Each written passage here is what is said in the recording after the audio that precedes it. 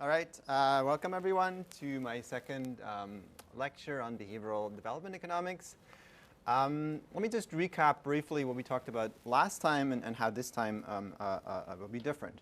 So last time we talked about high return investment opportunities and sort of wrote down an Euler equation to try to understand potential reasons why people might not take advantage of them. And so the idea is essentially there's high rates of returns of many different things that people could invest in. And what a part of a large share of behavioral development economics has tried to do in recent years is try to understand using universal psychological features such as present bias or loss aversion or perhaps biased beliefs in some ways to try and understand why people are not taking advantage of such opportunities. Okay, so here's a fertilizer that you could invest in, here's machines you could buy, here's investments in health, etc., that people are not taking advantage of. And we try to understand, can behavioral factors, psychological factors, or other types of factors help us understand why people might not be doing that. Those are sort of universal factors that the rich and the poor might be similarly affected. There's some questions on, is it different for the rich and the poor in the sense that, like, in rich settings there might be a better infrastructure that sort of nudges you into the right decisions anyway, but these are not factors that are specifically to a developing country context or low-income populations. Separately from this, and this is what we're going to talk about today, is the question of, is there something specific about the psychology of poverty, or does poverty itself affect people's behavior in certain ways? And could it be that because people are poor, that has some treatment effect on people's choices and behaviors? Okay, and that's what we're going to talk about today. We're going to talk about three sort of sets of papers. Excuse me. Three sets of papers. First, we talk about scarcity and financial strain. Second, we talk about sleep, and this is the paper that you have read. And third, we're going to talk a little bit about mental health, more like a broad overview of that area. Any questions about last time or anything else before I start? Okay. All right. So similarly to last time, I want to sort of start with sort of the motivation for this type of topic, which is the observation that there's quite a few what I'm going to call seemingly suboptimal behaviors among the poor, among low-income populations. We talked about some of these already, which are sort of investment savings decisions. These are sort of the high rates of return of the investment opportunities that people could take advantage of and are not necessarily doing that. Similarly, a credit market behavior as people take high interest rate loans and then sort of have to pay them back and often cycle over and over from loan to loan. But there's also other domains where you see, for example, lower productivity, punctuality, medical adherence, food and drug consumption, sort of healthy eating, parenting behavior, etc., where there's lots of correlational evidence that shows that low-income populations tend to do worse in a lot of these metrics that are being collected. Now, if you sort of step away for a bit and sort of forget what I told you for the last 2 minutes, what is sort of a typical neoclassical explanation for these types of behaviors? What might you say if you see these types of patterns? What might you say could explain these types of phenomena?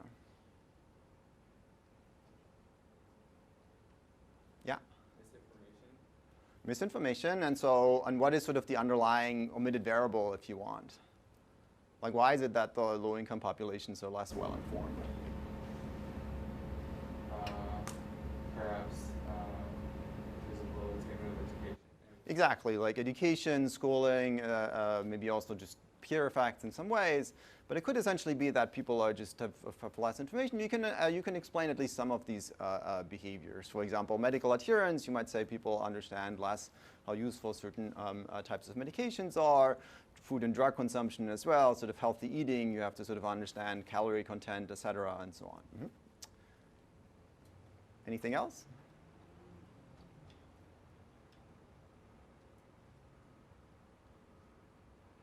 There are like institutional structures that benefit from people, I don't know, like saving a certain way, or like Yeah, so I'm going to call these like institutional or environmental factors, which are, you might say, for example, if you have universal health insurance, or if you have sort of savings schemes, 401k savings, your employer sort of signs you up for savings schemes. Well, for me, it's much easier to save because, I just don't have to do very much. Like I have some health insurance and then send out MIT, contributes to my retirement savings, and then it's relatively easy to sort of set this up. If, on the other hand, you're a rickshaw driver in Chennai or other places, or like just other payday, like a daily worker, you're going to get cash every day you work for every trip that you take, and then you have to sort of figure out how to save that. You need a lot more discipline to save because, there's lots of temptations on the way, and maybe lots of other ways in which you might want to spend your money potentially. There's lots of, there might not even like a bank available, and again, Esther's going to talk with you about savings. So essentially, environmental features might make it just much more difficult for people to make the right choices.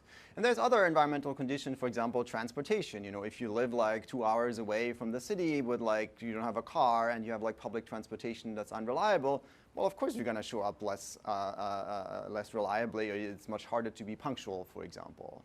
There might be predatory lending that sort of tries to trick people into high interest rate loans, and that might be just specifically targeting certain types of populations, perhaps populations with like low education or the like.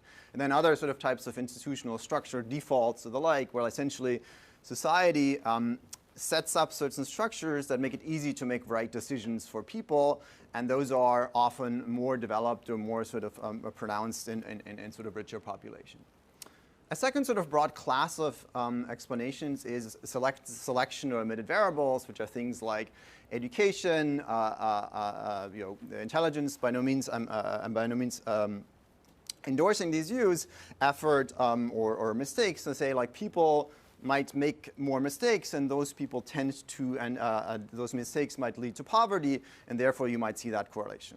To be very clear, this is not my view, but in some sense, in principle, you could sort of have that explanation. Now, today we're going to discuss a different explanation, as I just told you already. We're going to talk about the treatment effect of poverty itself. So it's not that people, because of other factors or other types of, because they're different in certain ways, end up being poor, and that explains sort of this correlation. The idea is that they happen to be poor because of bad luck, essentially, or sort of the family structure, etc. And then sort of features of their environment might affect people's choices, their productivity, etc. Okay, and that's sort of the core of this hypothesis that people have proposed and started to try and test.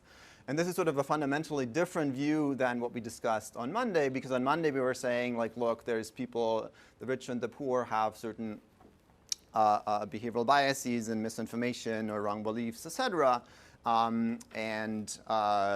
We just sort of we happen to be particularly interested in developing country population, and sort of using universal psychology might be able to help us understand these patterns.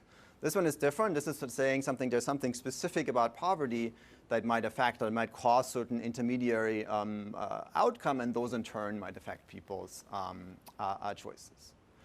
A slightly different motivation is kind of coming from the work that you discussed with Esther last week about poverty traps. So recent work has shown some evidence of poverty traps in particular, or evidence of like long-run impacts on earnings, consumption, etc. of these ultra-poor type intervention, these multifaceted anti-poverty programs.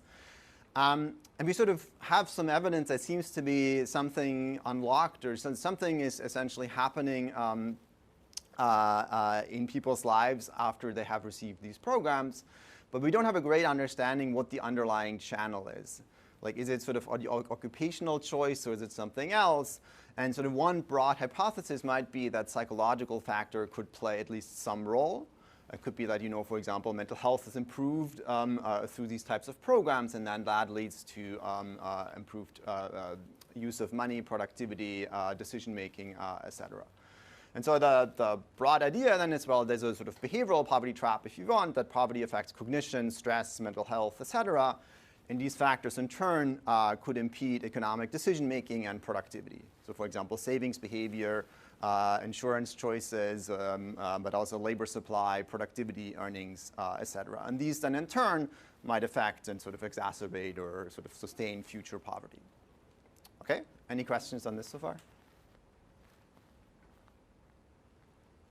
Okay, so then there's different lines of research that in some sense sort of parallel the very similar overall and sort of look at quite related hypotheses. So the first one, and that's sort of like the earliest, or among the earliest work in this area, which I'm going to talk about first a little bit, is scarcity. This is work by, in particular, Sendhil Muruganathan and Eldar Shafir and co-authors, which is the idea that monetary concerns capture cognitive function. So essentially, poverty captures people's minds when people have worries about paying their bills, about feeding their children, about being able to pay school fees, about being able to pay rent. That is very taxing in terms of like cognition, and that's in turn affecting people's choices, productivity, and so on. A related hypothesis is, and that's kind of in fact quite difficult to differentiate or sort of separate, is stress. So poverty causes stress, and stress causes future poverty. There's some evidence of the former. So like there's research by Johannes Haushofer and co-authors that shows that when people have negative shocks, we see increased levels of stress as measured by sort of cortisol and other types of levels. There's less evidence of the latter, at least in the short run. So when you stress people out in the lab, you don't actually find lots of evidence of people doing worse in certain behaviors. And that might be in part because, you know, stress actually mobilizes resources and attention. And so in some way, in the short run, this hypothesis might not be quite right. However, it might well be that long-term stress can impair mental health. So it might be that in the short run, stress is actually beneficial for having attention or like being, so this is kind of the idea of like a tiger runs after you, you're going to be really focused and sort of run really fast. That's good, and you might make actually good decisions, et cetera. But if you're stressed out for a long time, for many months or years, that might be really bad for your physical or mental health, and that in turn might sort of like then lead to future poverty. That part of the hypothesis hasn't really been tested that well, in part because it's really hard to test, right? Because you have to sort of, it's really hard to separate this from other types of interventions. Third, we're going to talk a little bit about sleep deprivation. This is the paper you read. So the poor are, sorry, this is a typo, but the poor are more likely to be tired. They're also more likely to be in pain or drink excessively. But so broadly, that's to say, people's sleeping conditions, in particular among the urban poor, are very bad, and that in turn might affect sleep, and sleep might have certain effects. The paper that you read sort of is not supporting that either, but you know there might be sort of other directions, in particular when it comes to sleep quality, that might lead to sort of more evidence on this. And then the fourth hypothesis is broadly mental health, in particular depression and anxiety, and this is kind of in some way where lots of research recently has been done. Poverty is associated with mental ill health. It's sort of essentially not having money is really bad for your mental health. There's lots of evidence of that from like cash transfers and other types of interventions, or from like negative income shocks, in particular when people lose their job, for example, that's bad for their mental health. And so then the question is, well, does that lead then in turn to worse outcome? And then there's a bunch of other factors that have been sort of studied more or less in different settings, things like sadness, lack of hope, self-efficacy, substance abuse, pain, etc. These have been sort of studied to some degree, but these could also be quite important, but I'm not going to talk about them too much. It's important to understand that these things are not mutually exclusive, so they could be all going on for a range of people. Different people could be affected by different types of factors, and we sort of need to sort of understand a little bit better how to sort of aggregate these types of factors. So like the type of idea of how to test for poverty traps that you talked about last week with Esther might not necessarily apply here, because you know if you see only 5% or 10% of people are affected by each of these factors, if you measure these average as elasticities of like income on like say sleep and then sleep on other factors, that might not be the right thing or the right metric to consider. So I'll return to this at the very end. Yeah. How exactly do you distinguish, or is there a clear distinction between number 2 and number 4 here? Like, you know, is stress kind of one subcomponent of mental health broadly, it seems like there's similar factors at play that, you know, if you're poor, you're both more stressed out and you're more prone to depression. Like, Yeah. is this something that we can kind of empirically distinguish? Yeah, that's a good question. In fact, you know, 1 and 2 are actually quite hard to empirically distinguish because if you think about money, that's sort of stressful and worrisome and worries. So I think here, stress, when you kind of like a sort of strict definition, which is like a biological reaction of like that you can measure through cortisol or other types of biomarkers. Well, here I sort of mean specifically depression and anxiety. Of course, there could be other mental health conditions, and of course, stress. This is sort of what I was talking here about. You know, stress, long-term stress, in fact, leads to mental health problems. So I wouldn't necessarily see these as mutually exclusive at all. I'm more kind of, in some sense, I was giving sort of like a history of like the research that's done in this area. In some sense, these two were kind of like first in studies by Mulanathan and Shafir here, and by Johannes Haushofer and colleagues here. And sort of then mental health work has sort of come up most recently, mostly focusing on depression and anxiety. But even depression and anxiety are hard to separate. They're sort of very correlated and very happen in very often like affect the same types of people. Now they're different concepts, like, you know, depression is very different from anxiety in what it does, but empirically it's actually very hard to separate them because they're so correlated. Yeah, and I think as I'm going to talk to you about the next paper, which is sort of in some ways you can think of like as evidence in favor, if you want, of scarcity. In fact, we are not able to distinguish other psychological channels, in part because that's actually quite hard to do. I'm going to get back to that in a second. Yeah? Feel free to defer to someone who's not directly relevant, but how do these types of studies speak to like happy poor hypothesis? Like, yeah, like it's often commented that the poor are to a particular shock are more resilient or don't react the same way because they're used to it or something like that. Yeah, so that's I think that's sort of like a in some sense like a myth that has persisted for a long time that turns out to be just wrong. So there's lots of evidence, and there's, you know, in particular, there's a very nice paper by Johannes Haushofer and Ernst Fehr that looks at sort of the psychology of poverty, and sort of the work by Justin Wolfers and Betsy Stevenson shows essentially that both sort of in the cross-section, when you look at across countries, if you look at within countries, if you look at changes over time, income is very strongly associated with psychological well-being. So essentially, being richer makes you happier in various ways, and there's lots and lots of evidence of that, including, you know, cash transfers make people happy. And there's a very robust body of evidence that shows that cash transfers improve psychological well-being as measured by happiness or other types of measures as measured by depression, anxiety, and so on. And so I think, and part of the reason is, and as you're alluding to, is like the poor are exposed to a lot more shocks. Now, it might be that like each single shock has less than of an effect on people, but I think the effect of like just being exposed to so many more adverse factors just like dwarfs any sort of like effect of saying like maybe people are more resilient. I don't actually know whether there's evidence for that sort of resilience hypothesis, but there's clear evidence that like as a whole, being rich or having more money is good for your happiness and psychological well-being on average. Okay, so let me give you a very brief overview of like sort of the work on scarcity and sort of the idea behind that. And so the idea is that essentially scarcity is not having enough of something. And you can talk about money, you can talk about, you can think about like time, friends, hair, etc. You name it, sort of just anything that you don't have enough of. If you read that book, the definition of scarcity is a little bit loose in the sense that it's not. It sort of says essentially it's a feeling of not having enough of something, which, you know, if you think about it, that's empirically kind of a little bit hard to test, because how do I know? I can sort of tell you how many friends you have, or I can tell you how much time you have, or how much money you have. It's much harder to measure whether you feel that you have enough of something. And so the idea then is that scarcity captures people's mental or cognitive capacity, which they call bandwidth. So importantly, that happens automatically. So it's not like people decide to think about these types of things, but instead, scarcity captures people's minds.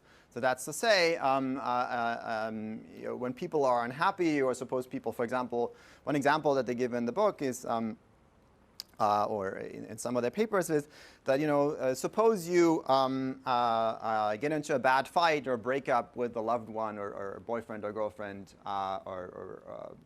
or the like, and then you have a job interview. It's really, really not productive during that job interview to think about like what went wrong during that breakup or what could you have done said differently or the like.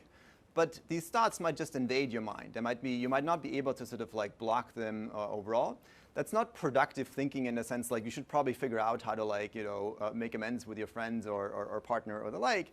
But during that job interview, it's really not a good idea to do that.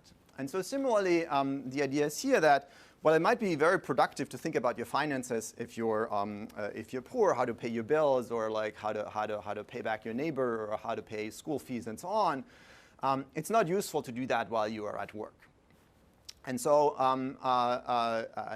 poverty specifically then makes monetary concerns top of mind, because of course poverty by definition is not having enough money. So it implies in some ways that the poor act more rational in financial choices and have greater focus and improved decision making in some ways. And there's some evidence in support of that the poor are, for example, better at like knowing prices and the like. But of course, overall cognitive capacity is limited. There's only so much you can think about at one time. So now if you think more about monetary concerns, that essentially implies that you have less cognitive resources available to think about other things. And so then scarcity deteriorates performance at other cognitive tasks, and therefore might sort of impede with your decision making, your productivity, and so on. And that's sort of the core of the hypothesis of this type of work. Importantly, this is not rational inattention. So it's not about like you decide to think about sort of monetary issues because you want to solve them. That's really important.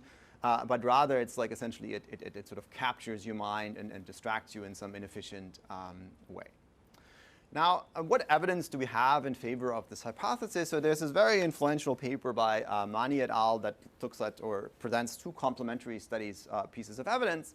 One is what's called the mall study, which is where they, in a mall in Trenton, New Jersey, make people think about monetary troubles and find that doing so lowers measured sort of IQ-type cognitive function measures by about 10 IQ points. So essentially, and when you do that with lower income participants, there's large effects. For richer participants, nothing happens.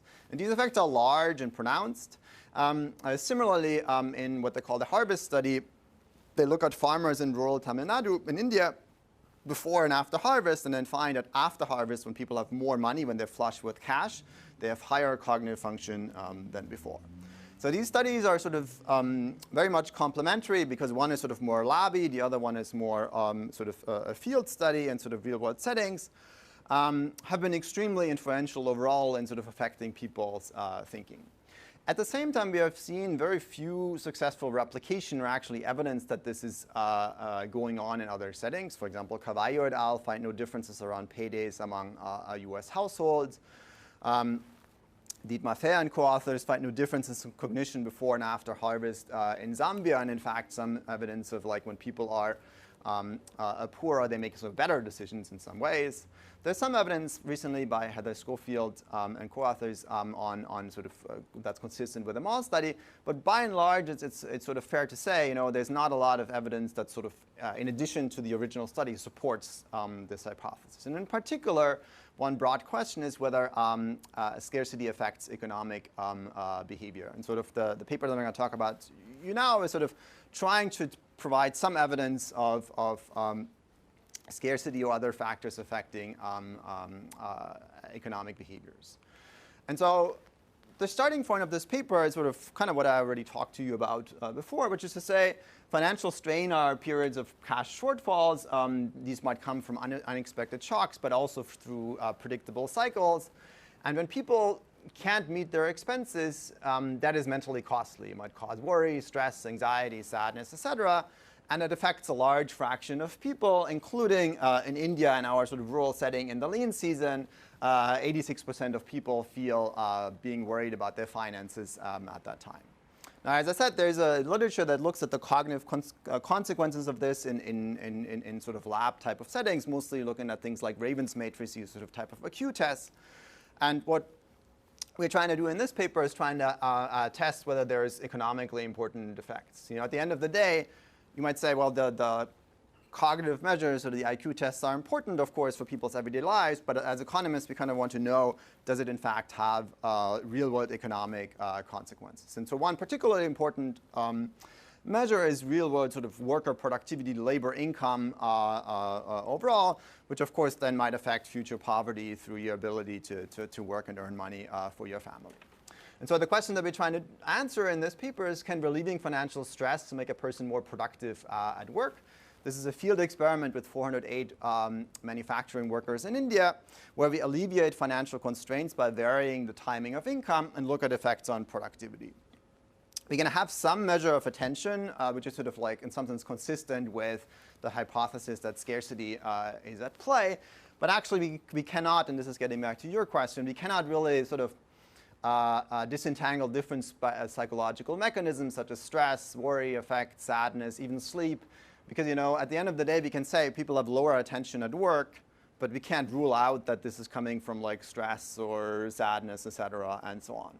And if you think about it, it's not entirely clear why we necessarily care that much. In the sense, these things are all sort of correlated at play. And in some ways, at the end of the day, maybe we care more about the bottom line. Does it actually matter for people's behavior in the real world? So let me show you some motivational evidence why this is a reasonable hypothesis to test. So this is in, again, rural India in Orissa. These are workers in the lean season. 71% of outstanding loans.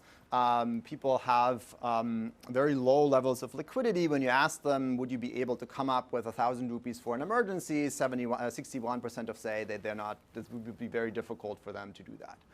And daily expenses, loans, health issues, etc., loom really large in people's sort of minds. When you ask them what causes you financial strain, that's the kind of answers that you might get. Lots of people, as I told you already, are worried about money and about their finances. Importantly, also, lots of people are, in fact, worried about those finances during work. So we asked them at the end on one day, what did you think about doing work today? Many people say they think about the work task, which is great, and they should be thinking about the work task because they were working. But about half of them, in fact, say they think about their finances during work. And this sort of then motivates our experiments. So we try to see, okay, can we reduce people's financial strain, and does that lead to improved productivity? Okay, so a little bit more on the setting. It's the agricultural lean season in rural Orissa, India. People have intermittent short-term contract jobs between like a day and about 2 weeks. The work task is a task where we ask people to make disposable plates for restaurants, which is sort of like saltry leaves. I'll show you that in a second. This is sort of a real-world task in the sense that like this is a thing that people actually do in that area. When you go to a restaurant in Orissa and rural areas, you might actually get such leaf plates served to eat your food. People are incentivized, get piece rate for production, and sort of this is the primary source of income during the experiment. So this is quite a bit of money. These stakes are pretty high for people, so people should be quite motivated to be productive. So now what we're trying to do is we vary people's timing of when workers receive their expected wage payments. So we'll have essentially variation, and some people have money earlier than others, and we can look at then when you have money, when you have cash in hand, does it affect your work productivity? Now you might say, rightly, why should cash arrival ease mental load despite prior money knowing that money is coming? So we set it up such that you know actually the money is coming. Now, essentially what it allows people to do is allows people to pay for urgent expenses to reduce debt overhang that weighs on people's minds, or just feel more vulnerable about potential shocks that might be coming, and perhaps also less sort of embarrassed towards your neighbors or people that you owe money to. Now, if you think about it like sort of your student life, when at some point towards the end of the month or towards the end of the semester or the beginning of the semester, even if you know that you get a check at the end of the month or the beginning of the month, having actually the money in your bank account and being able to expenses makes a surprisingly large difference, at least in my life. So anyway, so that's kind of like the idea that we're trying to test. The experiment in some ways is very simple. What we do is we have a control group and a treatment group. Everybody has sort of the same structure of the experiment. Everybody works for 12 consecutive days. On day 1, we get some first payment to sort of ensure trust, to help people sort of understand that we actually following through with our payments. And on day 12, everybody is paid the remaining payments, whatever they haven't been paid until then. And everybody works every day. Everybody is told how much they have produced every day, so there's no uncertainty about like how much they get for any single day. And then the main treatment is that on day 8, the treatment group gets a cash infusion. They get essentially money for whatever they have worked from day 2 to day 7. And that's quite a bit of money, in part because we're in the lean season, so people have very little cash. So like they get sort of quite a bit of money, which is about 3 weeks of typical earnings in the lean season, just because people have so few jobs during that time. They work something like 8-9 days, usually, and somewhat lower paid during that time. So what that allows us to do then, we can look at the post-pay period, where we can compare the treatment group compared to the control group and look at now people who are flush with cash, are they working more productively? Now, as I said, this is not unannounced, so we can actually look. So we have an announcement a day on day 5 where we tell people essentially when they're being paid, so that this does not come as a surprise. And then this allows us to test for some other mechanisms that I don't want to get too much into. We can test for fairness, gift exchange, et cetera, to try to sort of understand whether these the effects that we find are due to the effects of having more money versus the effect of like just liking your employer more or the like because you're grateful, et cetera. We spend a lot of time in the paper sort of trying to address these types of concerns. Okay. So what do we find? So first, as sort of a sanity check, and these are all kind of difference in difference regressions, where essentially this is, this is just in the cross section. When we measure people's cash expenditures, what do people spend their money on right following the early cash infusion? People essentially spend quite a bit of money to repay their loans.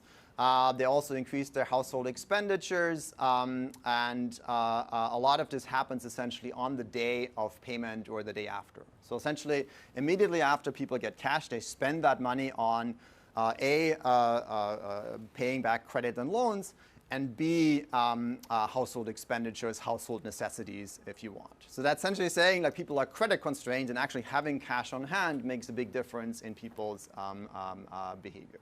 So, and that's then, at least reason to believe that the cash infusion, in fact, meaningfully reduced financial stress, because people are now able to make these types of expenses. Second, we find relatively large effects on people's productivity. So now these are difference in differences regression. The previous one was a cross-sectional regression because we have only one point in time. This one is now cash, which is whether we received cash in post-pay, and whether you're in the post-pay period. And we find that people are more productive, about 0.1, 0.12 standard deviations, which is about 6 to 13%, 6% increases in productivity. These effects are almost entirely confined or concentrated among people with high financial strain. So the people who sort of exhibit the highest financial strain at the beginning before the treatment at baseline, those have the highest treatment effects. The effects don't seem to be going away immediately, so this is what you can see here. We sort of split the sample into lower and higher financial strain, and what you see in blue is the people with higher financial strain who become more productive upon receiving money. These effects don't go away after like a day or two. In fact, if anything, they get a little bit larger over time. And that's to say that what you would expect in like gift exchange or other types of models of reciprocity, you might think that people would have people found in these types of experiments that there's a short-run effect, but that goes away very quickly. But in fact, these effects seem to be persistent over time. Yeah? With the treatment group, how does productivity after the payment compare to productivity a day after the first payment? Sorry, say that again? Within the treatment group, how does productivity a day after the treatment compared to a day after the first payment? I see. It's hard to make that comparison because there's like very strong learning. So the first payment essentially means day one? Or do you, yeah. So day one, essentially, people are essentially learning. People on day one are actually not incentivized because we're just saying like this is a training period. You learn, you get a fixed wage of like 250 rupees. So it's there's very strong learning trends during the first 3 days, which is partially why we have this baseline period. So it's hard to, and of course the treatment and control group gets money. I don't actually know what the difference is, but the trouble is that you have to sort of disentangle learning from treatment effects, and the learning is sort of flattened off at the time when we're giving people's cash sort of by design. Okay, so then, as I told you, so here's some productivity effects. Now, what we also do in the paper is we try to shed some light on the underlying mechanism, trying to say, okay, is this really about attention? Or is it about something else, perhaps effort? People just try harder because they have cash and maybe they're happier, and that leads them to like work really hard. This is what the leaf plates look like, and they're actually very hard to make well. So you have to sort of try to make a round shape. You are there shouldn't be any holes because people eat curry, and like having holes in your plate is a really bad idea. And so this is not, I tried this myself, this is not what my plates look like. This is actually hard to do well and hard to do fast. And so in particular, you need some planning and strategic placement to reduce the amount of work or the effort you have to put in. So when you plan well how to do this, if you sort of like go in the wrong direction and you make like extra work and you have to undo your work, if you do it really badly, you use like 20 leaves instead of 12 leaves, and that costs you a lot of time and effort because you have to actually put all these leaves together. If you sort of place them well and do it sort of carefully, then you have essentially less physical effort and time for the same piece rate. And so we measure essentially 3 markers of sort of attentiveness in production, which is the number of double holes, which is, you can see here these little sticks where people make these sticks through the leaves to put them together. And if you make like a wrong stitch, then you have to undo it, and then there's like a double hole that you can sort of identify in the leaves. We measure these pieces, the measures of attentiveness.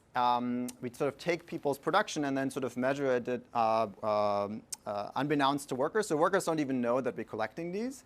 So we measure the double holes. We measure the number of leaves and number of stitches per plate. So you have to have a minimum size of the plate, but conditional on that, essentially, you want to use as few leaves as possible. And so these measures are essentially measures of attentiveness that tell us sort of like how attentively were people working during that time. And so when you then collect these measures, what we find is that not only does the treatment affect people's productivity, how fast, how much people produce overall, but they also affect these measures of attentiveness, this attentiveness index, or like high attentiveness, which sort of tells us that people work faster, but also with fewer mistakes. So essentially, higher attentiveness, a lower number of mistakes is at least one channel that leads to higher productivity. Now, this is consistent, as I said, with a range of potential psychological mechanisms, stress, worries, et cetera, that we can't necessarily disentangle.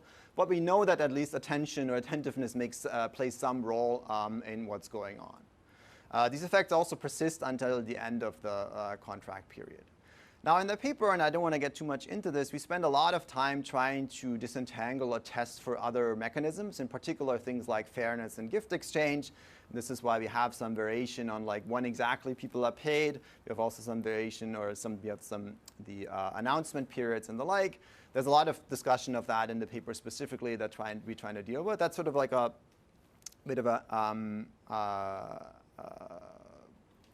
there's sort of careful tests for these types of effects that we kind of want to make sure they're not going on. In addition, we also try to rule out investment channels such as nutrition. So while nutrition effects would be quite interesting, that's sort of not the focus of this paper. We find some effects on like when people are paid, in fact, they do purchase more food. but that's mostly like I think things like food for the family or the like. We don't see, for example, that breakfast consumption actually changes across treatment and control group following the treatment. So what did we learn from this? So we essentially learned that using the payment timing within context of liquidity-constrained workers can help us construct a clean test of whether financial strain affects people's productivity. And we find essentially that the ability to pay for expenses at home boosts productivity and attentiveness at work. So financial strain itself then can be detrimental for earnings exactly when money is most needed. So exactly when people don't have money, they might be not able to, or that might interfere with their ability to work productively. And that sort of, in some ways, that's, to be very clear, this is not a policy evaluation. This is not a cash transfer program or the like. It's rather a proof of concept that productivity effects can occur in high-stakes setting, such as for labor income, affecting labor income. And sort of some potential implication is there might be additional channels through which policy levels, such as pay structure, social programs, could affect productivity. So, and in particular, cash transfer programs could also have productivity benefits. Now, there's all sorts of open questions here. Then, in particular, you want to know are such effects present in other settings, for example, cash and other transfers programs. Abhijit Banerjee and co-authors have some evidence of this, I believe, in Ghana, but they find sort of some effects on labor supply and some effects on productivity as well. But I think we need more evidence sort of to test for these types of effects. Then, a natural question to say is what is the optimal pay structure? If you're an employer, how should you pay workers? Should you pay them weekly or daily or monthly? We can't really test for this because we have only one payment that's being done. So, we can't say now you should pay people differently because, of course, the control group gets paid more at the end of the experiment. So, we can't really say anything about optimal policy, but trying to understand whether certain programs or interventions to improve employees' financial well-being has productivity or other types of effects for worker well-being and sort of their retention, et cetera, seems really important and a natural thing to do next. Any questions on this paper?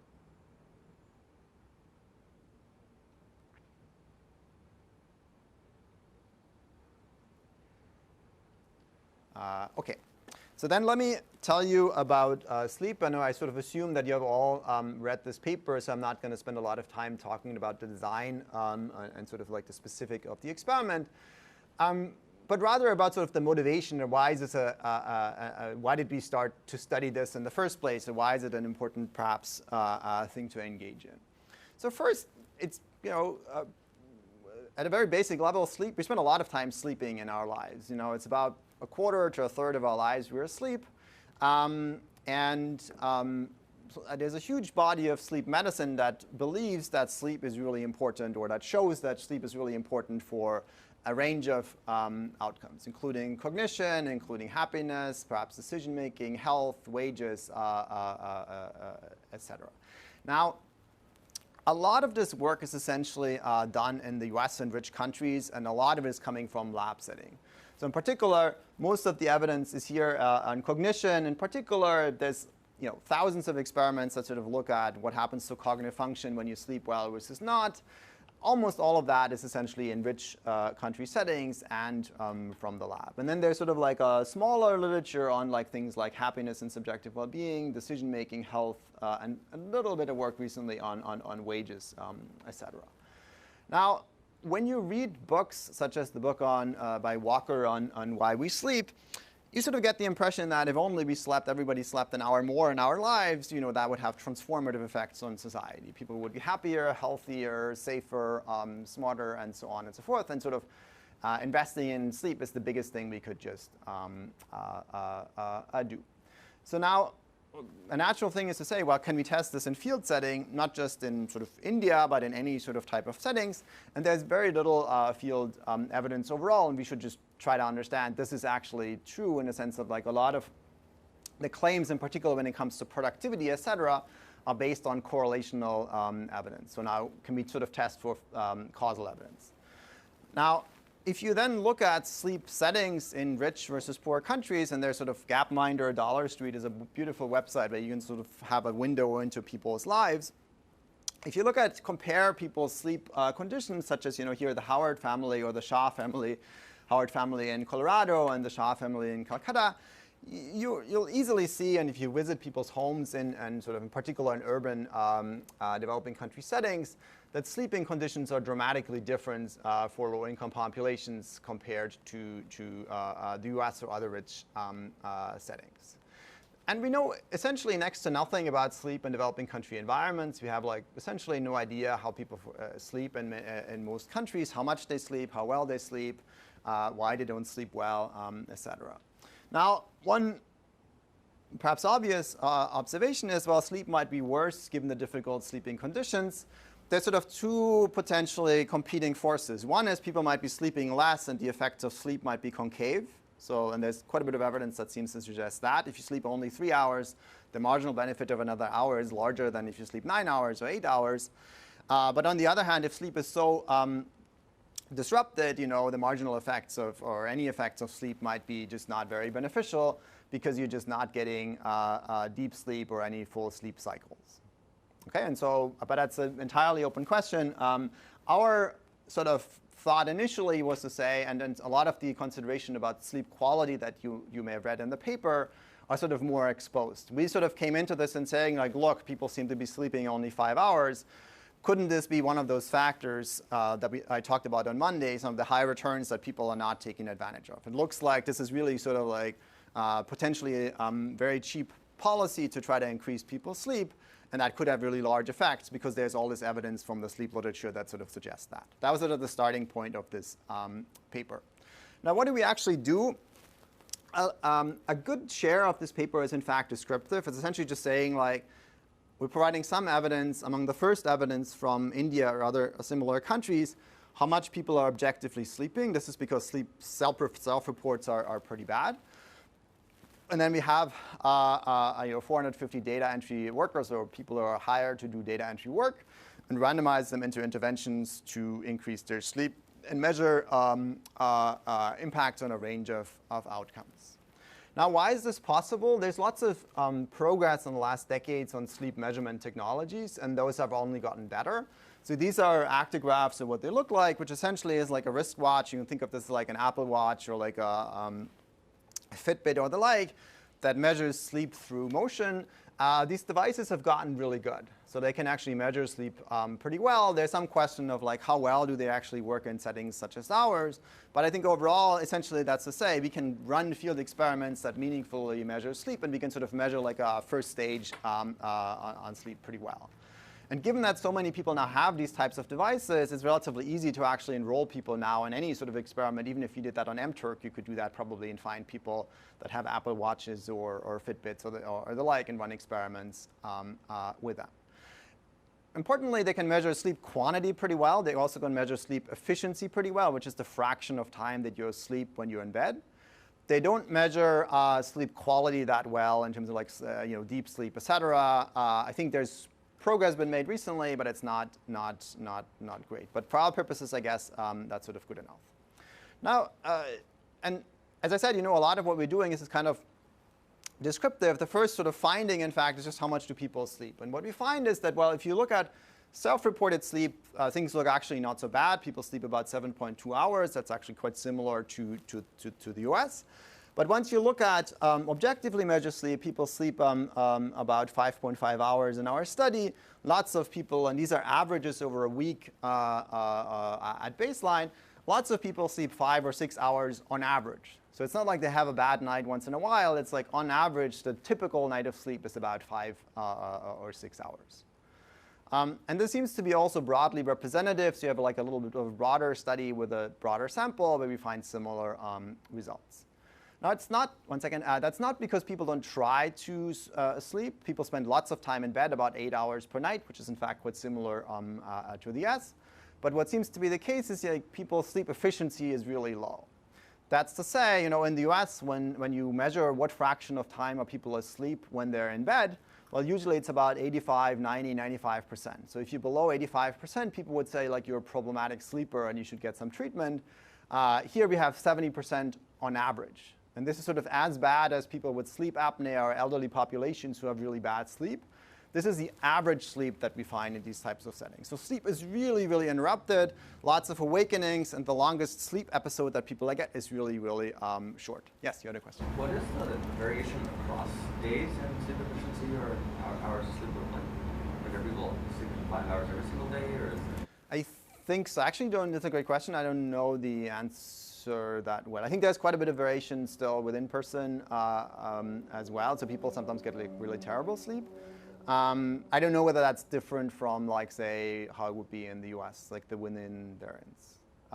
All of our data is actually online now, I think, so you can check it out. Yes. Just out of curiosity, the sleep expert recommends 7 to 9 hours per night. Is that based on self-reported or? That should be actual sleep. Now, it's a little bit hard to disentangle that. In a sense, like the recommendation in the US are sort of mostly for the US and rich countries where people have like high sleep efficiency. So then it actually doesn't matter so much whether it's actual sleep or self-reported sleep, because that's quite similar. The discrepancy between self-reported and actual sleep comes mostly from the time that's awake, because people at nights, because when people wake up, they often don't remember that they woke up, but they don't remember like how long they woke up and so on, and they often also confuse time in bed and time asleep. But since in the US that's quite similar, because 95% of the time in bed people are actually sleeping, it doesn't actually matter so much which of the two statistics you mean. But I think they mean actually time asleep. Yeah. And so I've often showed this statistic, and people kind of look at it and say, well, 70%, that seems kind of low, but what's the big deal? And at some point we created this graph, which I think sort of makes things much clearer and sort of makes things more shows sort of how dramatically bad people's sleep is. This is what a typical night in Chennai looks like. In red, you see times when people are awake. In gray, you see when people are sleeping. And you see essentially it's riddled with, and this is like a sort of a median person in our sample. This is not a bad night that one person had once at a time. These are like median sort of values of awakenings, et cetera, and sleep efficiency. This night is like riddled with interruptions. The night is highly fragmented. There's 31 awakenings of at least 1 minute, but at least sort of 10 awakenings that are longer. And the longest sleep episode, uninterrupted sleep episode, is about 45 minutes. So essentially, people never get any sort of like full sleep cycles. And for comparison, this is what a good night looks like in our sample, and what maybe sleep looks like in the US or other types of your sleep might look like. Notice that there's also interruptions. People actually wake up often, or at least sort of wake up a little bit. But there's also long periods of like uninterrupted sleep where people really get to enjoy their nights. So I think this is sort of like, in fact, if I had to sort of show one graph of this paper, it's in fact this one, is to say sleep is dramatically different in people's lives, and that sort of warrants further investigation. Now, this also then happens to be the case, probably in my hypothesis, why we find no effects of like increasing night sleep, because precisely it's so interrupted. We didn't sort of realize that until much later. This is like an exposed hypothesis. OK, so here's the study timeline. I think you have all seen this. I think the only thing I'm going to say here is that when you sort of randomize sleep, you have to think about what the outside option is. What do people do in their time when they're sleeping or not sleeping? Or when they're not sleeping. And so that's why we have in the no nap condition, we sort of randomize work versus break, because that allows us to look at the opportunity costs of sleep. And that's, in fact, quite important, and the sleep literature has not really focused on that very much. When you try to sort of think about why are people not sleeping as much as perhaps we think they should, well, often it's because they have high opportunity costs. OK. So then second, night sleep treatments increase sleep duration but not sleep efficiency. We had sort of set things up such that we are hoping to increase both. We thought it would increase sleep duration, but we thought it would in fact come through increased sleep efficiency, through earplugs, eye shades, et cetera. It just turns out that that's not really the case. In some way, that makes things simpler for our analysis, because we can say, look, we're really now looking at like sleep duration and holding efficiency constant. And if both of them had actually been increased, it would have been sort of like some way messier. But in terms of like policy, or in terms of like kind of like as a policy intervention, that's not what we had intended. Because of course, once you increase people's sleep duration through having people spend more time in bed, now you have opportunity costs. Now people are essentially have less time available for work, et cetera, which we in fact find because people lower their labor supply or time at work. Now, these effects are sizable compared to other types of intervention, for example, sleeping pills and the like. So this is a meaningful increase in sleep.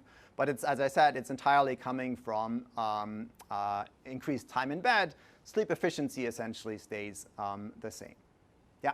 Do you have a sense of like if there are kinds of interventions that could increase sleep efficiency, like if sleeping pills might be better for that, especially in like this setting, or? Yeah, that's a great question. So broadly, what our intervention was doing was trying to address environmental factors. You know, earplugs, eye shades, curtain, table fan, etc. Now, you could address a broader set of environmental factors. For example, we didn't do mosquito repellent because we were a little bit worried about exclusion restriction issues with like health problems and so on associated with mosquitoes. You could have, in principle, provided like, you know, better sleep environments in the sense of like there's still 5 people in the same room in a very crowded space and so on. So you could have done more to affect environmental factors, and we don't quite know what that would have done. Second, you could have tried to address psychological factors or like internal factors, if you want, that affect people's sleep. And there's, I'll tell you about this in a few slides. There's quite a bit of evidence that cognitive behavioral therapy for insomnia is in fact highly effective. Essentially, it's some form of CBT that sort of target directly to try to like help people deal with, you know, anxiety of falling asleep and worrying too much about not falling asleep and therefore not falling asleep and therefore not worrying about sleep again. And there's quite a bit of work on that shows, in fact, that's highly effective. So any of you who have like sleeping problems, I would look into CBTI, as it's called, which is there's lots of studies and like meta studies that show this is very effective in doing so. And so that would be a natural thing to try and do. It's not entirely clear that this is helping in this setting because, you know, there's also lots of environmental factors, so maybe you have to do both. We're not entirely sure. But that would be the next thing I would like to try. OK, so then people also like to nap. Lots of people nap, and they nap about like 15 minutes at the office. Now, here's sort of the overview, and I think it's quite helpful to sort of summarize the effects that way.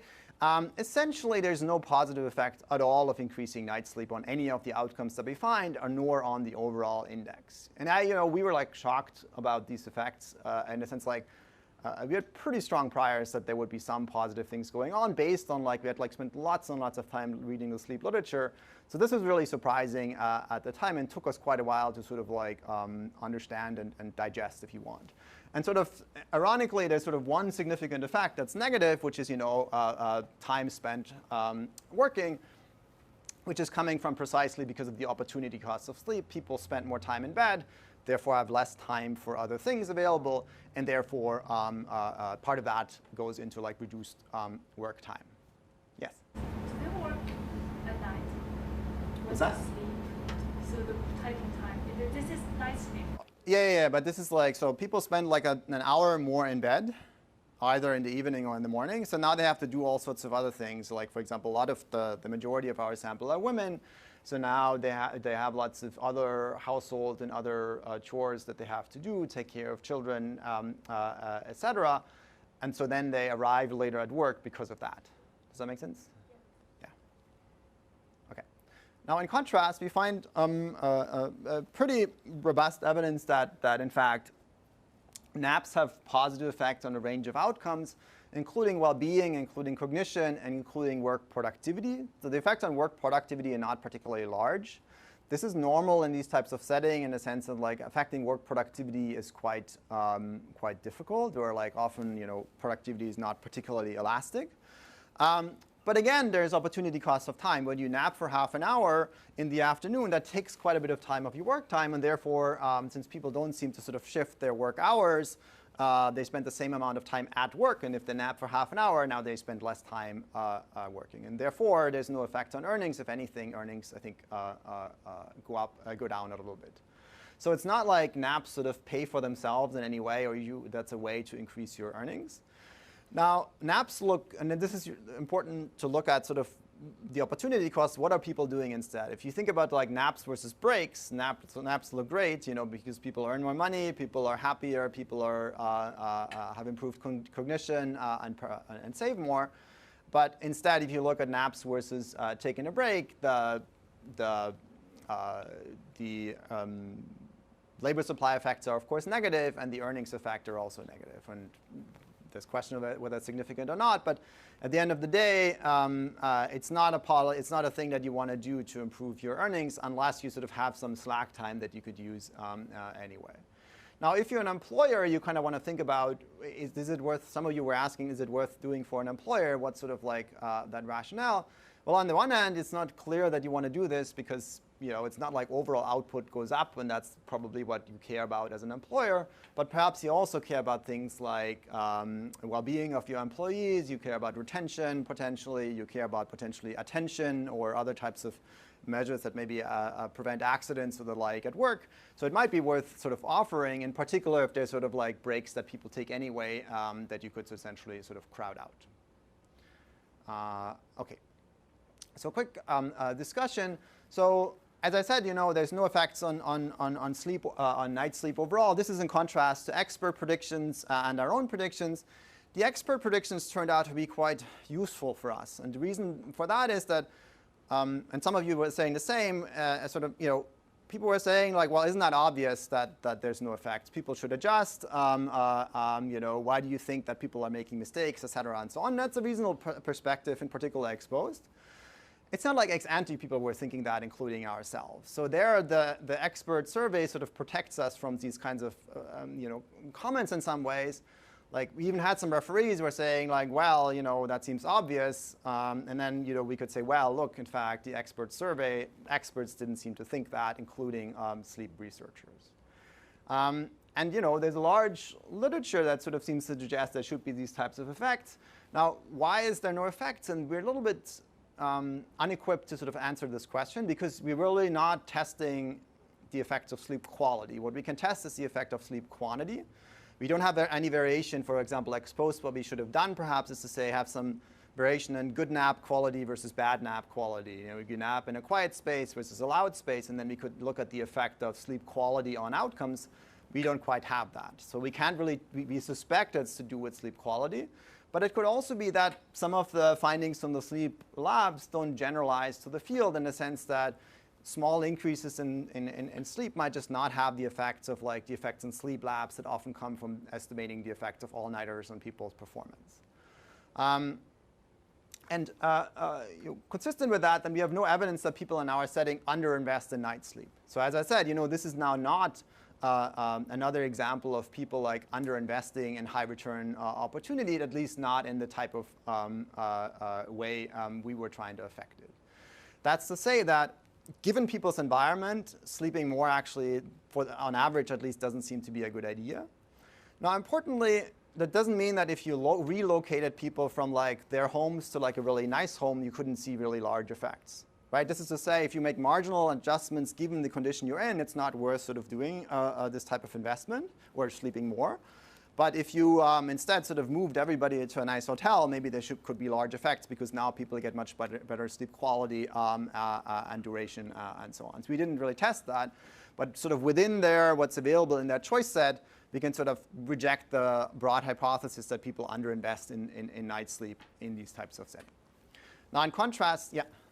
I'm just kind of curious because you mentioned there were some ex post reactions of, maybe these findings aren't so surprising because we, at least from referees and stuff. But I'm curious among sleep researchers how these results were perceived, and especially given this implication that potentially some of the sleep lab findings are not quite robust to actual fields.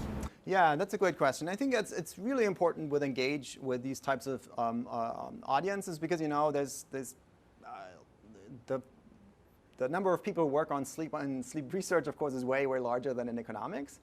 And so we're actually writing a separate small piece that I put in the syllabus, and I can we're almost done. I can send it to Ed to put on the website, where we try to encourage sleep researchers to, or more broadly, we try to encourage field research on sleep. And in particular, we're trying to encourage two things. One is field experiments, sort of like improve sleep in people's natural environments, including duration, but also things like cognitive behavioral therapy for insomnia or the like to improve sleep quality. And in particular, then in settings such as among the urban poor or in the US, but also like say in India, in settings where sleep quality is much lower than it is in sleep labs. And so I think another way to frame this and the way we're trying to sort of put this when it comes into discussion with the sleep researchers is to say, well, there seem to be large benefits in the lab. And now why are people not sleeping as much as perhaps sleep researchers think they should?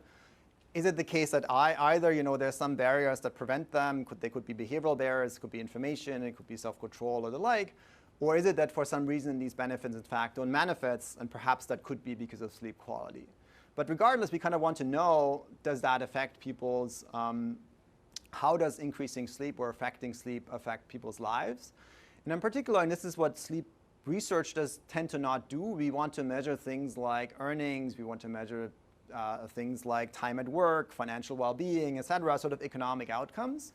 Sort of adding these types of outcomes to like what sleep researchers would call pragmatic trials that try to improve people's sleep in field settings seems really important. To be very clear, there is some field experiments that sleep researchers are doing, but usually they measure sleep as the primary outcome as opposed to other stuff. So I think we're very much trying to engage and trying to sort of constructively, and we have like a wonderful co-author, Susan Redline is her name. She's a very sort of senior sleep researcher who's very sort of supportive and interested in trying to sort of figure stuff out.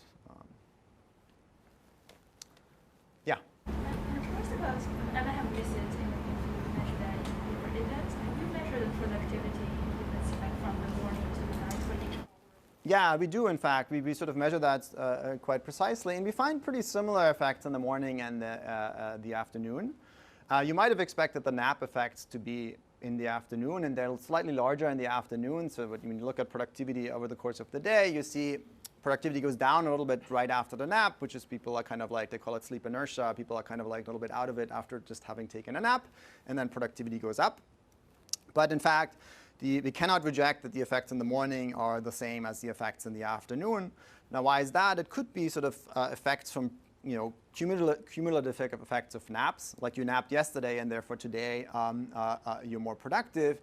Or it could be like anticipatory effects. You know at 11 a.m. that at 1 p.m. you're going to nap in the afternoon, and therefore you might be working harder than you would otherwise. So you find effects in both of those.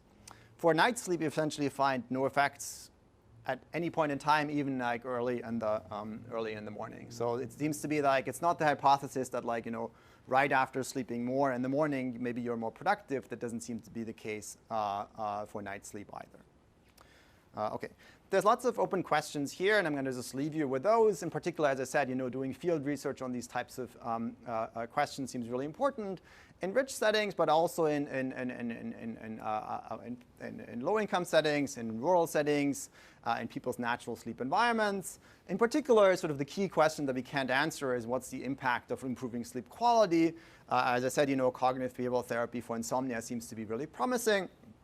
Looking at longer run effects could be important. We look at 1 month, which is pretty long compared to sort of the typical sleep lab literature. But maybe the effects after a year, et cetera, are different. One particular interesting topic might be sleep and learning for children. In education, there's lots of evidence that sleep helps with attention, memory consolidation, et cetera. And so that could be a really high return investment in education that's really cheap to do if you got children to sleep more or better, if there in fact are effects on learning. And then more broadly, there's a question about how do people decide how much to sleep and what are sort of barriers to sleep. There's a nice paper by Avery et al. That sort of tries to get at that. Let me sort of skip this. You can look a little bit about why this paper is working or not. Let me tell you a little bit about depression and anxiety, in part because I think this is in fact the most interesting and exciting area that people are now currently are working on. So we have an overview paper with Matthew Ridley, who's on the job market this year from MIT, as well as Gautam Rao and Vikram Patel, who's a very senior global health and mental health researcher on sort of the relationship between poverty, depression, and anxiety. And you can read that paper in detail, and I think we try to sort of summarize broadly what we know and what are open research questions. And the first thing I want to sort of emphasize is that, when I started working on this topic, I was kind of thinking like, well, can we even measure depression and anxiety? Can we even measure these factors? And it turns out we can actually do that quite well. And there's short screening surveys such as PHQ-9 or GAD-7 for depression and anxiety that are in fact highly predictive of sort of the in-depth diagnosis by a trained psychiatrist. So you can actually measure these concepts pretty well in the field. Now, these are all kind of self-reports, right? So they're inherently self-reports. But I think people come to terms with that this is, in fact, these are pretty good measures, in part because they're sort of pretty highly correlated with the in-depth diagnoses. And now more and more papers actually have on the left-hand side depression and anxiety like GAD-7 or PHQ-9. And economists, including economists, seem to be fine with that. Now, how common are these? They're actually, in some sense, if you look at point prevalence, they're not that common in terms of like if you look at anxiety or depression disorder. But when you look at lifetime prevalence, they're in fact quite common. And when you look at the number of families, for example, who have at least one person who is at least at some point depressed, they're in fact quite high. Prevalence is a lot higher among women and a lot higher among low-income populations. We don't actually necessarily understand the gender difference that well, and that could be in part, some of this could be perhaps reporting. One thing I want to emphasize is, you might say, well, what I'm telling you here is the prevalence of depression disorder and anxiety disorder as a sort of as a clinical definition in some ways. But of course, they might also affect, these types of effects or mental health might affect a much broader share of the population. You might sort of have some depressive symptoms in some ways, but you might not be sort of diagnosed with depression and anxiety, and that might affect your well-being and your decision-making or your behavior in various ways as well.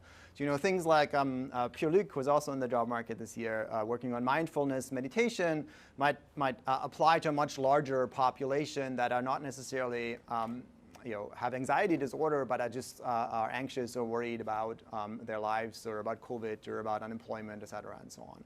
So you might say, well, this number looks kind of low, but in fact, I think a much larger share of the population is affected by mental health one way or the other. Now, importantly, there's large treatment gaps, especially in low-income populations. So something like 80–90% of people who are, if you diagnose people with depression and anxiety, will essentially see no treatment whatsoever in their lives. And that's like a huge number. And that, of course, is also like a huge opportunity to try and make progress. Now, why should you study mental health as an economist? Usually I would sort of ask this and wait for a second, but let me sort of just tell you. Well, the first order answer is like mental ill health makes people profoundly unhappy. Like depression, anxiety, et cetera, it's like extremely debilitating in their effects on people's lives. And as economists, we're trying to maximize utility, well-being of people. And so if you find some interventions that make people happier or less depressed or less anxious, that's like, in terms of welfare, that swamps any effects on like productivity or whatever that you might find of like 5% here and there. If you can affect the fraction of people who are depressed for the rest of their lives, or at least for a part of their lives, that's got to be welfare relevant, and that's something that we should study because it's important. Now, of course, mental health can also affect economic behavior, and economic forces might affect mental health. And so in that sense, we can sort of try to understand what economic policies might affect mental health, or we might try to understand, well, how can we sort of understand economic behavior through better understanding mental health. Now, how might mental health affect economic behavior and outcomes? Broadly speaking, you can think about like work outcomes, performance at work, dealing with failure, job search, labor supply, earnings, and the like, sort of classical sort of labor economics topics. Second, you might kind of study economic primitives, about beliefs, about confidence in yourself, about beliefs about whether you find a job or not, updating based on information that you receive, whether you just got rejected from a job application. If you're depressed, you might think that that's because of you, as opposed to you were just unlucky and you might give up. Then preferences, time, risk, and social preferences. This could be things like patience, risk aversion, for example. Think about like if you have anxiety disorder and you think about risky choices. Well, presumably that'll affect how risk averse you are, and sort of understanding these relationships better seem important. And then other things like decision making, default effects, choice overloads, et cetera, could also be affected. There's a broader set of outcomes that you might be interested in, like stigma and discrimination. This is partially what Matthew Ridley is working on. health behaviors, medical adherence, exercising, expenditures, but other topics such as female empowerment. There's a very nice paper by Barnoff et al. That shows effects on spending, expenditures, and who makes decisions in households, as well as other things like human capital accumulation, schooling, intergenerational effects, etc. So essentially children's well-being, but also the education and so on might be affected. At the same time, as I said, economic forces might affect mental health, and so there's lots of, and we talk about this in a lot of detail in this paper, there's lots of evidence of things like pollution, losing your job, early life conditions, exposure to trauma, etc., all affect people's mental health, and sort of trying to understand these forces better, or perhaps ways in which we can avoid such effects seems important. Now, you might say, well, okay, we have all these treatment gaps. There's potentially these effects. Now, what can we actually do? And so in development in particular, so we know treatments are highly effective. There's lots of evidence of CBT and other interventions working. But there's only very few trained psychiatrists in many settings. And so, and sort of drugs in particular are often not really available. So what can we do? So one alternative is inexpensive, scalable psychotherapy interventions that can treat depression and anxiety. And there's actually quite a bit of evidence that these types of interventions work really well. And one of those people is our co-author Vikram Patel, who has sort of dedicated essentially decades of his life to sort of developing these types of interventions, and they happen to work really well. And so then that's now a scalable thing that we can essentially introduce in many places. And one of the studies, for example, that we follow up with, there's persistent effects on depression, about 10, 15 percentage points 5 years later after the treatment for an intervention that takes six sessions for $50 per person. And that's if you think about it, that's hugely cost effective in terms of just reducing years lived with depression. And so kind of trying to figure out how to scale these types of interventions and then look at potential other benefits seems really important. The second potential alternative is new technologies using the internet or apps.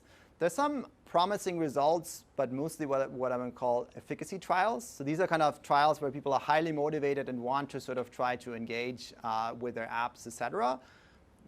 Therapy can be quite effective for those types of population.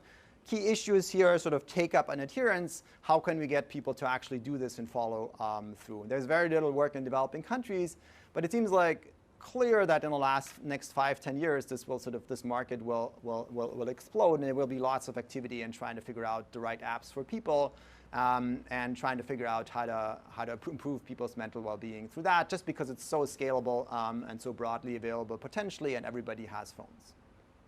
Okay.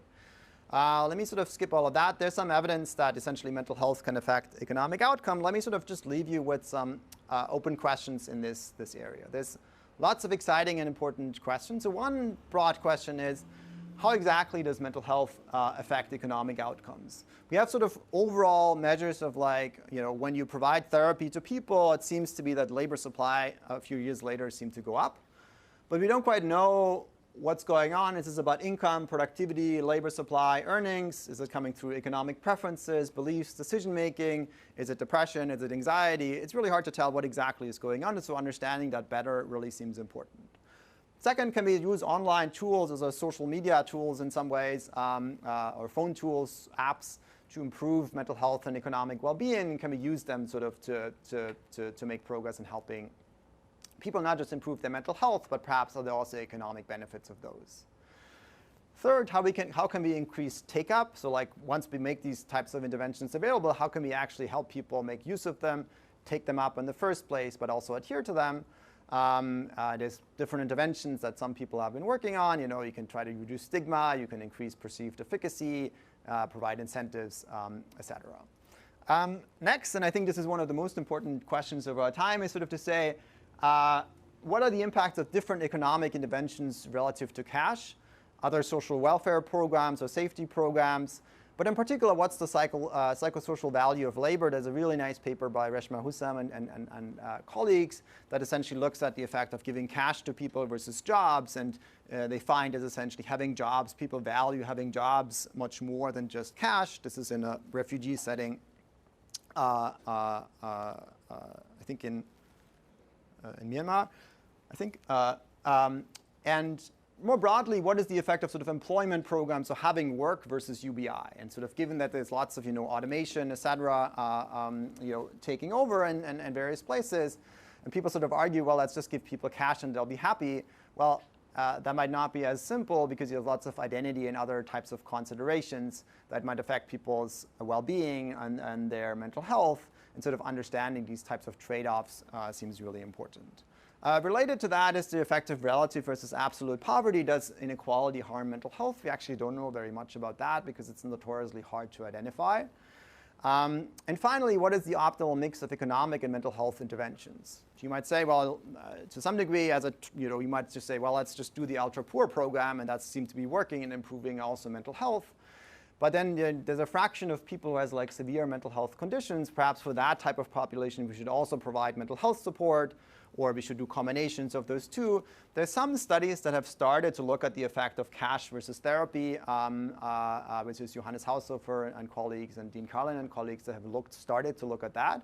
But I think at the end of the day, it'll probably be the case that like doing combinations of economic and psychological interventions will be optimal, depending on kind of like what the population looks like, depending what people are most in need. And my guess is at the end of the day, you probably want to offer both to some degree. And some of the intervention that Esther showed you already last week, which is the interventions of the ultra-poor programs, are in fact, in some sense, providing already a lot of hand-holding and sort of support. And in some ways, you can almost think of this as like some form. It's not therapy, but it's some form of that gets pretty close. It's somebody providing like essentially psychological support for people, and perhaps directly integrating some forms of therapy or techniques would be sort of the most effective tool to do. That's all I have to say. I'm happy to talk to you afterwards. You're very welcome to come to my office hours to talk about your research or any of the things I have discussed.